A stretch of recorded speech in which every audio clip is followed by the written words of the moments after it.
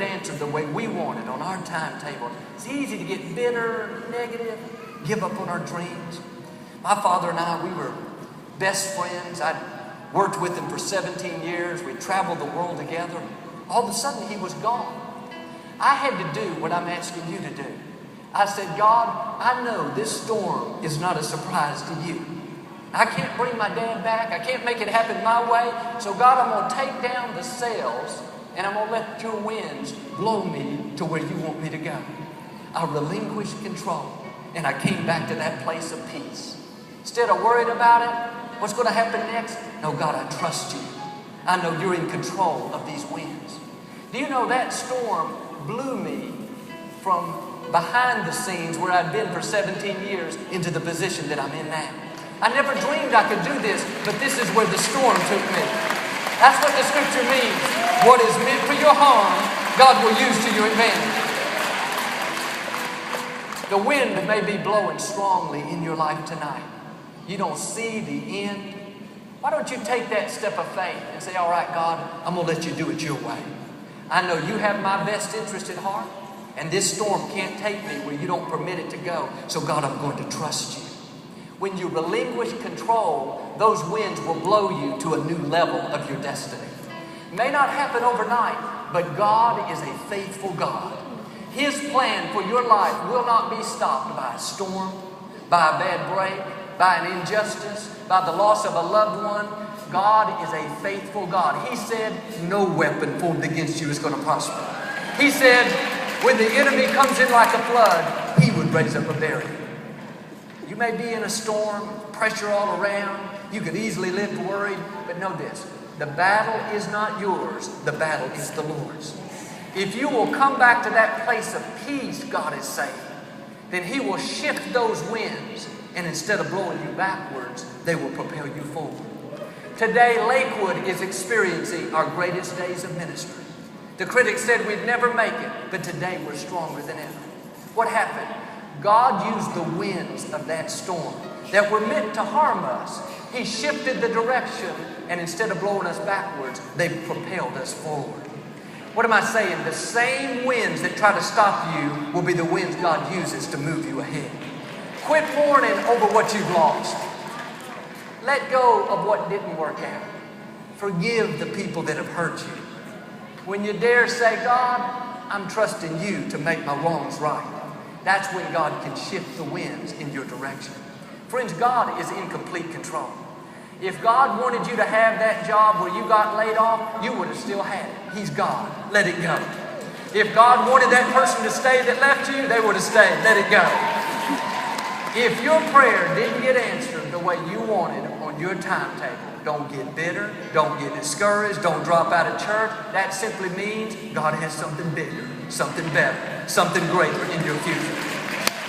Think about, you all know the story, the three Hebrew teenagers, Shadrach, Meshach, Abednego, they were facing a huge storm. Because they wouldn't bow down to the king's golden idol, they were about to be thrown into a fiery furnace. I'm sure they prayed, God, keep us out of the fire.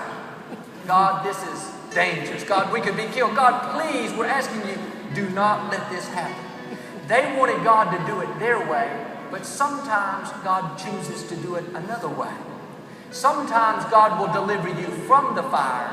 Other times, God will make you fireproof and take you through the fire. See, there are two kinds of faith. There's a delivering faith and there's a sustaining faith. Delivering faith is when God keeps you from the difficulty. God keeps you from the storm. But most of the time, we're going to need sustaining faith. Sustaining faith is when God takes you through the adversity, through the challenge. Those teenagers, they had their hands and feet bound with cords. They were thrown into the fiery furnace. But do you know the only thing the fire burned up were the cords that were holding them back? They went in bound. They walked out totally free. See, the God we serve knows how to burn up the limitations that are holding us back and not harm anything about us. And really, it would have been a great victory for God to keep them from the fire. We would have celebrated that. But it's a greater victory for God to take them through the fire and make them fireproof. the same God that kept them safe in the furnace has a hedge of protection around each one of you. Whether you realize it or not, you are fireproof. Don't complain about the storm. Don't get discouraged and think, oh, Joel, this is going to get the best of me. This legal problem, this medical issue, it's going to be the end of me. No, all that's going to do is burn up the limitations that are holding you back. You're going to come out just like they did without the smell of smoke. Stronger, increased, promoted. Why? Because our God is in control of the furnace. He's in control of the winds. He's even in control of our enemies. When we were trying to acquire our new facility back in Houston, the former Compaq Center, God didn't deliver us from the storm. It was one battle after another. When you think about it, God could have given us the victory the first day we prayed just as easily as He did 3.5 years later. He's God. No, God's ways are not always our ways. During those 3.5 years, those 3 years, I learned to trust God like I'd never trusted Him before. Some things you can only learn in the storm, when the battle's raging, when you don't know how you're going to make it. That's when you'll experience the faithfulness of God like you've never experienced it before. Now I can tell you with confidence when you don't see a way, when the medical report says impossible, when your own thoughts are saying it's not going to work out. No, I can tell you firsthand, the God we serve can make a way. He's a faithful God. He's done it for us. He can do it for you. Here's the bottom line.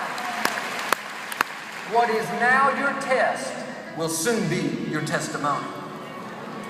The ship that Paul and the crew were on ran into this large sandbar and it broke apart. They all swam over to a little island called Malta. That's not where Paul was planning on going. He could have thought, God, you said I was going to stand before Caesar. What happened, God? Your plan didn't work out. No, that storm didn't stop God's plan. That storm was a part of God's plan. On that island, the chief's father was extremely sick. Paul prayed for him and he was healed. One by one, they brought other sick people. Paul prayed and God healed.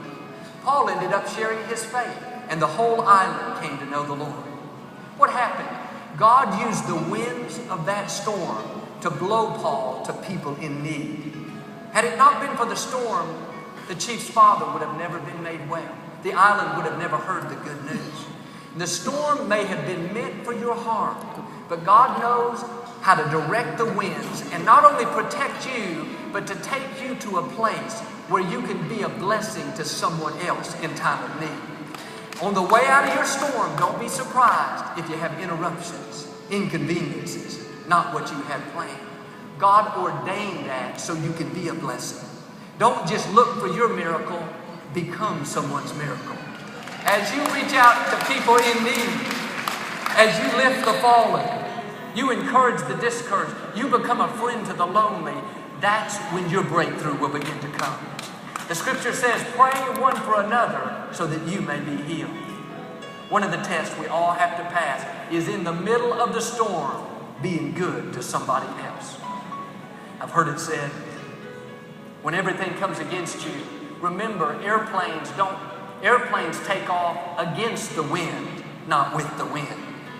That wind was never meant to keep you down. It was meant to lift you to a higher level of your destiny. Think about an eagle. When he faces a storm, he doesn't try to fight his way through the wind, through the rain, struggling, putting forth all this effort. The eagle simply stretches out its wings, and he lets those strong winds push him higher and higher and higher. Eventually, he gets above the storm, where it's as peaceful and calm as can be.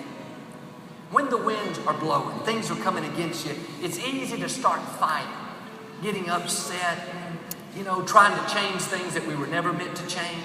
Can't sleep at night because of the medical report, anxious, uptight. No, be an eagle. God, I prayed, I believed, I've done everything I can. God, I'm going to quit struggling. I'm going to quit trying to make it happen my way. God, I'm going to trust you. When you come back to that place of peace, knowing that God is in control of the storm, then those winds that could have held you down, instead they will end up lifting you higher and higher.